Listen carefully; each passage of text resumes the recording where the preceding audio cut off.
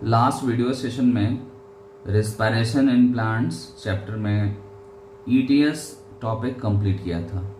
ETS topic में मैंने complete आपको प्रोसीजर बताया था, उसका ऑब्जेक्टिव बताया था और उसके कंपोनेंट्स डिस्कस किए थे।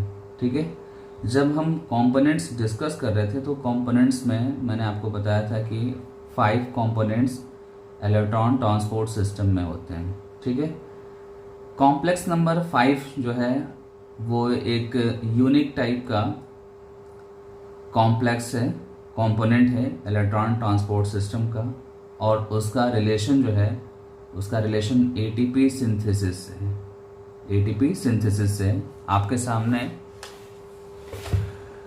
आप देख रहे होगे ये डायग्राम, ये जो डायग्राम है ये इलेक्ट्रॉन ट्रांसपोर्ट सिस्टम का है और इसमें बॉटम में आप देखो तो ये जो पार्ट है that is called ATP synthetase, that means कि कॉम्प्लेक्स नंबर 5 है ये। ठीक है, कॉम्प्लेक्स नंबर 5 का ही हम आज डिटेल करेंगे। ठीक है, क्योंकि आज का जो टॉपिक है वो है कीमोऑस्मोटिक हाइपोथेसिस।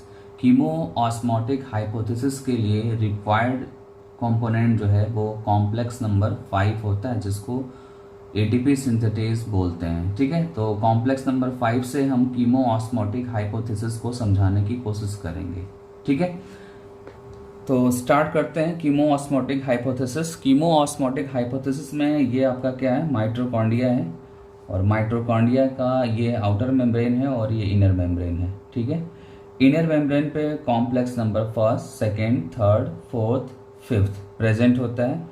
5th जो है वो ये आपको दिख रहा है सामने, ये लॉलीपॉप लाइक या बैडमिंटन लाइक जो है ये स्ट्रक्चर है, और यही एक्चुअली में क्या है, कॉम्प्लेक्स नंबर 5 है।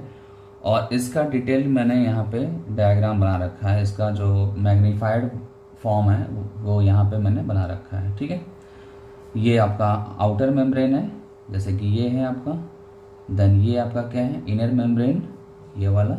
ठीक है, ये क्या है, इनर मेम्ब्रेन है, और इसी पे हमारा क्या है, कॉम्प्लेक्स नंबर 5 की पोजीशन है। ठीक है, और कॉम्प्लेक्स नंबर 5 से ही हम कीमोऑस्मोटिक हाइपोथेसिस टॉपिक बताने वाले हैं आपको। ठीक है, कीमोऑस्मोटिक हाइपोथेसिस जो टॉपिक है इसमें आपको टर्म्स पे ध्यान देना है। यहाँ पे जो टर्म है वो है कीमो और ऑस्मोटिक। ठीक है, कीमोऑस्मोटिक में 2 टर्म यूज हो रहा है, एक कीमो है और दूसरा ऑस्मोटिक। ठीक है, कीमो इसलिए क्योंकि यहाँ पे केमिकल लेवल पे ये पूरा प्रोसीजर डिस्कस होने वाला है, और ऑस्मोटिक इसलिए क्योंकि यहाँ पे हाइड्रोजन आयन, दैट मीन्स कि प्रोटॉन शिफ्ट होगा। ठीक है, डिफ्यूज करेगा।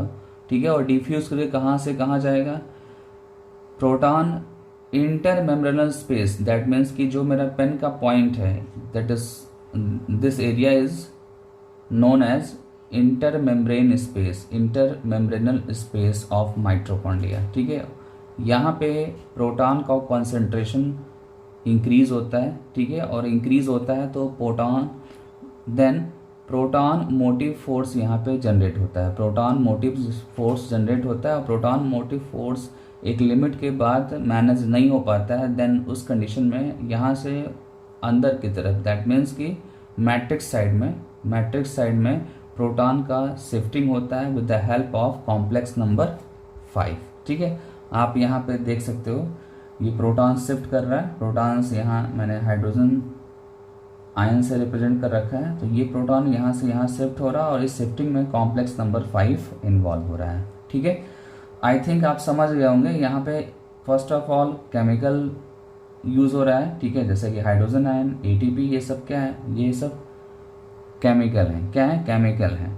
ठीक है, और यहाँ पे जो इंटर मेम्ब्रेनल स्पेस में प्रोटॉन का कॉन्सेंट्रेशन इंक्रीज हो रहा है, तो इंक्रीज होने के बाद ये डिफ्यूज कर रहा है। ठीक है, ये ट्रांसफ़र कर रहा है यहाँ से यहाँ तक। ठीक है ना, ये जो है ये आपका इंटर मेम्ब्रेनल स्पेस है और वहाँ से मैट्रिक्स की तरफ ये ट्रांसफ़र हो रहा है, इसलिए इस पूरे प्रोसेस को हम क्या बोलते हैं, कीमोऑस्मोटिक हाइपोथेसिस। ठीक है, और ये जब प्रोसेस आप समझेंगे तो लास्ट में आपको जो मेन रिजल्टेंट मिलेगा वो क्या मिलेगा, यहाँ पे एटीपी सिंथेसिस आपको मिलेगा। ठीक है, तो फिर से एक बार डिस्कस कर लेते हैं। ये आपका क्या है, कॉम्प्लेक्स नंबर 5 है। ठीक है, कॉम्प्लेक्स नंबर 5 की दो कंपोनेंट है, फर्स्ट कंपोनेंट है F0 एंड सेकंड कंपोनेंट है F1। ठीक है, F0 है वो यहाँ पे आप देख सकते हैं F0। ठीक है, F0 ये पार्ट है और ये पार्ट मेम्ब्रेन में एम्बेडेड है। एक्चुअली ये जो है ये क्या है, इनर मेम्ब्रेन है। ठीक है, ये क्या है, इनर मेम्ब्रेन है और इसी में एम्बेडेड है क्या, आपका पार्ट ऑफ कॉम्प्लेक्स नंबर 5। और कौन सा पार्ट है, ये F0 है। ठीक है, देन आप देख सकते हैं कि यहाँ से बाहर की तरफ एक स्ट्रक्चर दिख रहा है। ठीक है, एक स्ट्रक्चर दिख रहा है लॉलीपॉप लाइक या बैडमिंटन लाइक। ठीक है, ये सेकेंड पार्ट है। सेकेंड पार्ट को हम F1 से रिप्रेजेंट करते हैं। ठीक है, F1, F0 हो गया ये। ठीक है, और F1 हो गया ये। ठीक है, F0 को आप CF0 भी बोल सकते हैं और F1 को आप CF1 भी बोल सकते हैं। ठीक है, यहाँ पे C का मतलब होता है कॉपलिंग और F for factor, coupling factor 0 and coupling factor first. ठीक है, कॉपलिंग वर्ड इसलिए यूज किया गया है क्योंकि यहाँ पे प्रोटॉन जब शिफ्ट कर रहा है तो साथ ही साथ ATP का फॉर्मेशन हो रहा है। ठीक है, जब 2 प्रोटॉन्स यहाँ से यहाँ शिफ्ट करेंगे तो उस टाइम पे 1 ATP का फॉर्मेशन होगा। ठीक है, ये आपको अच्छे से समझना है।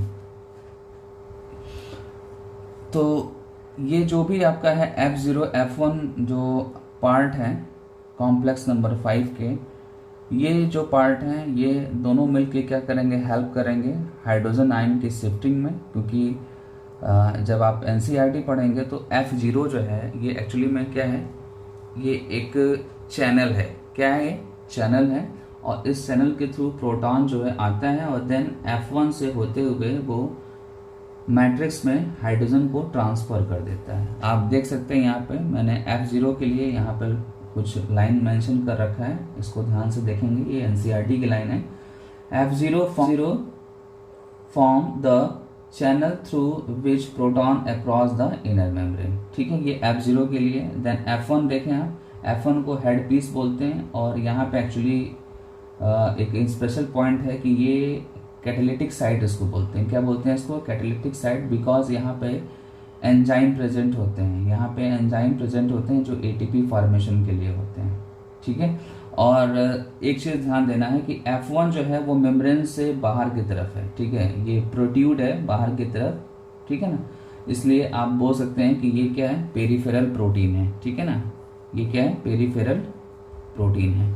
F1 पेरिफेरल साइड में है। ठीक है, और F0 जो है वो ये एम्बेडेड है इनसाइड। ठीक है, मैंने यहाँ पे मेंशन कर रखा है इंटीग्रल मेम्ब्रेन प्रोटीन F0 है, इंटीग्रल मेम्ब्रेन प्रोटीन है और ये पेरिफेरल प्रोटीन है बिकॉज ये बाहर की तरफ ये प्रोट्यूड हुआ है।